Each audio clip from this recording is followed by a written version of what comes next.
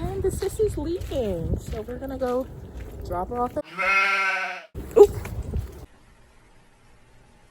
Okay, let's move on. Not the school name. Right. Not using my information. Well, Bleep it out. okay. It'll be bleeped out. Okay. But we're off. And the car is so delectably been taken off with all the snow. So hopefully the roads are not bad. But we're off.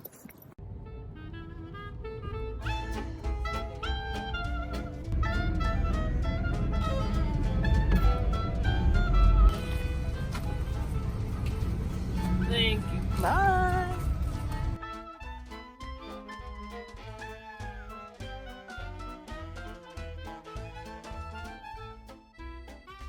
All right, what's up guys? So I just got back from dropping off my sister, and I think the next thing that I want to do is rearrange my beds. So usually the room comes with one bed because I'm an RA and I live in a single room, but one of my residents was so kind enough to give me a bed that they weren't using. So now I have two beds and I need to figure out how I'm gonna set it up. What I'm thinking is, right now the way it's set up is that the bed that I usually sleep on, this one, is up against the wall. And if I were to add another bed to where it's at, it'd be hitting the window, and I don't want that. So basically my goal is to, instead of moving the bed over there, I'm going to push them both so that way the head is here and they come out, and so that means I have to move all this stuff underneath of it and somehow reorganize that. So that's going to be my next to do for the day, and then I'll officially start my day. Well, schoolwork wise, my day has already started.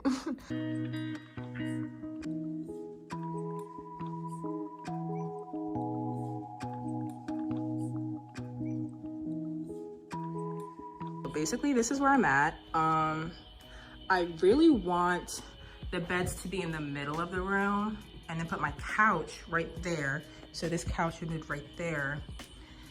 And then I figured if my couch is there, I could move my TV that's up there to being right here, ottoman. And so I'm thinking I'll put it like in the right there. I'm just kind of thinking about like space-wise, like will it make sense? Will there be awkward spaces? Because then it's like, I have this awkward space right here that what would I put there? Granted, I could try to steal another table from my lounge, but I don't really want to do that. So that's where I'm at right now. I'm trying to think what makes sense and how to make it decent, that it's not just like awkward living spaces. So I will come back. This is what my room looks like right now. So I'll come back in a little bit and I'll show you guys how it ended up looking.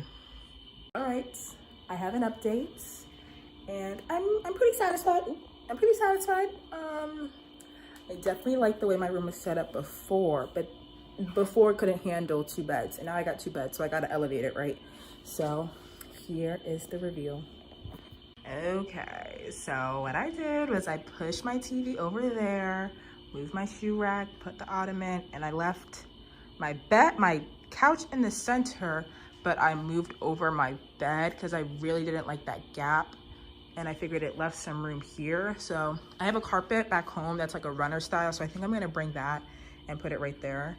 So that way, like my feet, I don't like my feet touching the tile.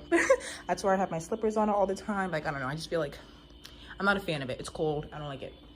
But at least now, I feel like this is a pretty decent setup. This is as clean as my room's gonna get, so I figured I should show it to you.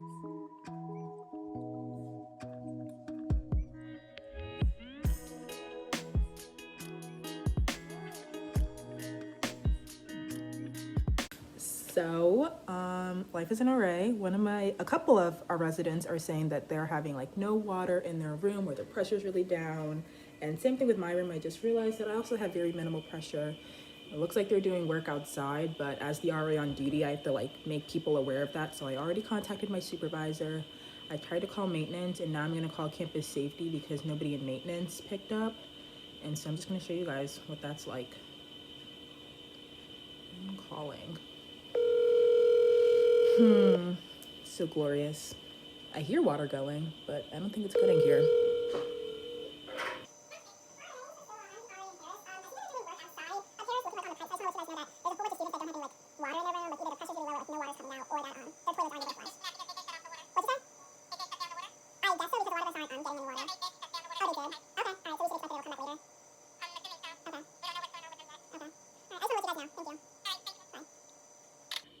So I guess they know. They purposely shut it down to fix the pipes. So that's it. Fingers crossed it fixes itself soon, because some people are complaining that their toilets aren't flushing, and that's pretty gross if you poop in your toilet. So yeah, glorious.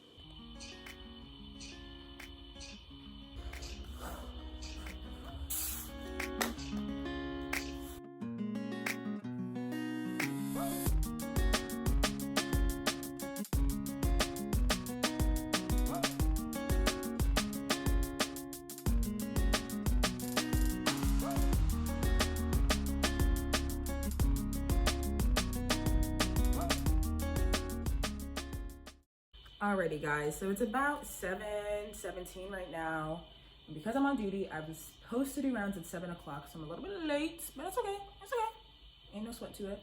So I'm gonna change because I'm also hungry, and so I'm gonna go get dinner at this restaurant nearby.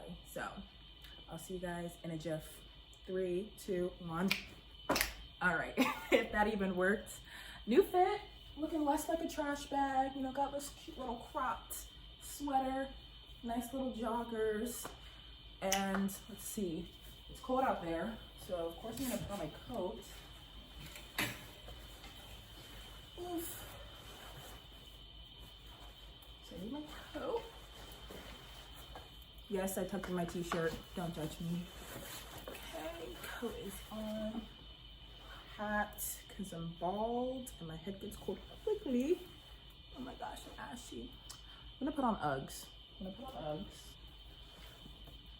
Look how stylish they are. So clean and cute. These are simply just to keep my feet warm. I don't wear these for any other reason but that. Solely just to keep functional. And I don't think it's that cold that I need a scarf. So I'm just gonna walk out like this.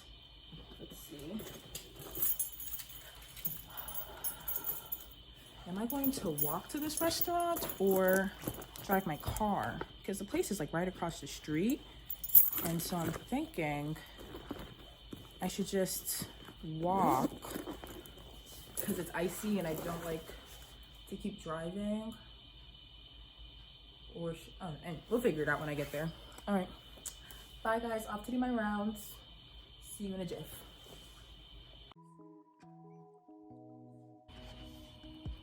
Oops.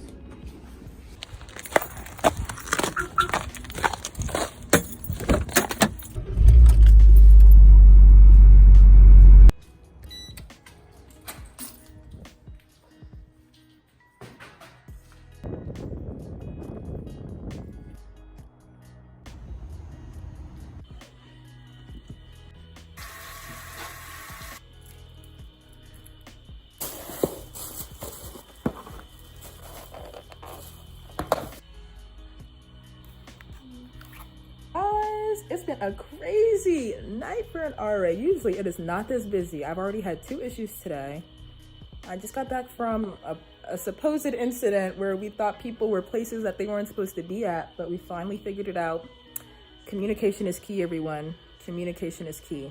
That is the #1 rule that I need to take away from this. Communication is key, and to cross your T's and dot your I's, okay? So it's about 9:45. And I have no motivation for the night. So I don't know what I'm about to do. But we shall see where this night takes me, because it's still early and I have to be up till 2. But I just don't feel like doing anything. So yeah, that's my update.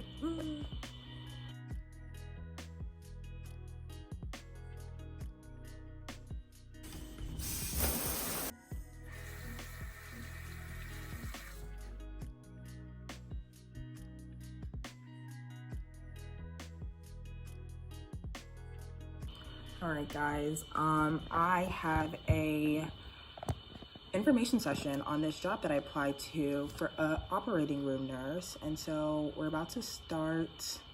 I'm waiting for the host to start the meeting, but I dressed in somewhat professional clothing, kind of did my eyebrows, but we're waiting. I will keep you guys updated. All right, hey guys, so I finished my information session with the Peri-Operative Fellowship team, and I just wanted to talk about the things that we talked about in case it's something that you guys are interested in looking at, working in the OR. our program that I applied to is like a fellowship program. And so basically what I'm taking away from that is that there's a class involved with the program that you have to like take and pass, so that way you can become like certified, and it kind of shows that you have like a good amount of knowledge about the operating room. But it's like a 6 to 9 month orientation program where you're going to be paired with different nurses and different specialties, or different preceptors in different specialties. And a preceptor is just somebody that is like kind of like a supervisor. Like they're a nurse, and their kind of role is to educate you and make sure that you're like following all the safe stuff and that you know what you're doing. So you get multiple preceptors in all the different specialties. And what's cool about this program is that there's like a whole bunch of specialties that you'll rotate through. So like I think there's like general surgery, cosmetology, they said like we can't do cardiac at a certain hospital, but there's a whole bunch of specialties that we'll like spend about 2 to 4 weeks on. And those 2 to 4 weeks, sorry, my glasses are really dirty, that we'll spend those 2 to 4 weeks in each specialty. And after we go through those like 12 or so specialties, it'll add up to about 6 to 9 month orientation. But some other things about it, let's think.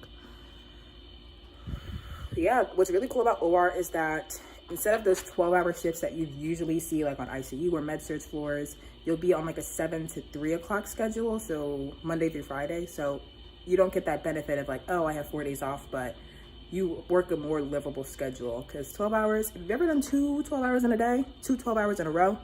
It's brutal. You don't recover. It takes a while to recover. So that's really nice. And that's kind of like the expectation that you don't have to work 12 hours. You could work 8-hour shifts if you want, or you could do up to 12 and only come in like less time. And this hospital also does on-call hours, but while you're on orientation, they're buddy calls. So if you were called in to come in during the time that you're supposed to be at home, like during your on-call shift, that you come in with your preceptor, and then you guys would work on the case together. And they do that towards the end of the program, so that way after the program, you're more prepared to take on-call hours, because anything could be walking in with on-call. So that's kind of like you're prepared. During orientation, we don't have to do any holiday or overnight, which is really nice. Gets you into like that work-life balance. Let's see, the program could lead into becoming like an RN first assist. And if you guys know anything about first assist, they're kind of like the nurse that's with the surgeon. That's kind of like, you know, the first assist. So like they're working like directly with the surgeon, and make sure everything's going good. So they're really helpful in like the surgery. They're like using the tools, doing suturing. They're maybe sectioning the patient. Like they're right next to the person. I think that's like next to like a nurse anesthetist. Like if you really want to be hands-on, like that's like the highest that nursing goes in that field. I'm looking. We were on the call with about 4 other like educators, so people that worked in different hospitals that were able to just talk about their experience, which is really cool because we got to learn what an operating room nurse values, and it's cool listening to their stories. Yeah, I mean, that was kind of it. It was pretty cool. We learned a lot.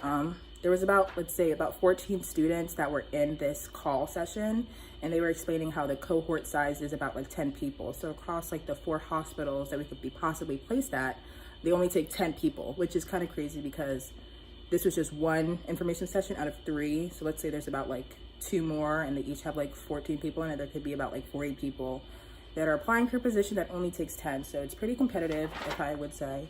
But still, it seems like it's a really great hospital to work at. And if I was given the opportunity to interview, I'd be really excited because this looks like a really robust program, and that one that they put in a lot of time and effort to making it really good. And it's a part of a nurse residency program. And I'll talk about that more in a later video, but a nurse residency program is just kind of like, it's an orientation program that is specific for new grads. So it's usually like a new to hire position where you go into this cohort of other new grads, and you get this experience where you're with the preceptor one-on-one, and you're learning more about nursing care. Because when you're starting off by yourself, it's a lot more difficult than transitioning from like a specialty to another specialty, because you kind of don't know what you're doing at this point. So nurse residencies I recommend. Usually with all nurse residency programs, it's usually like a magnet hospital that does them, because you have to get like a certain like certifications to do it.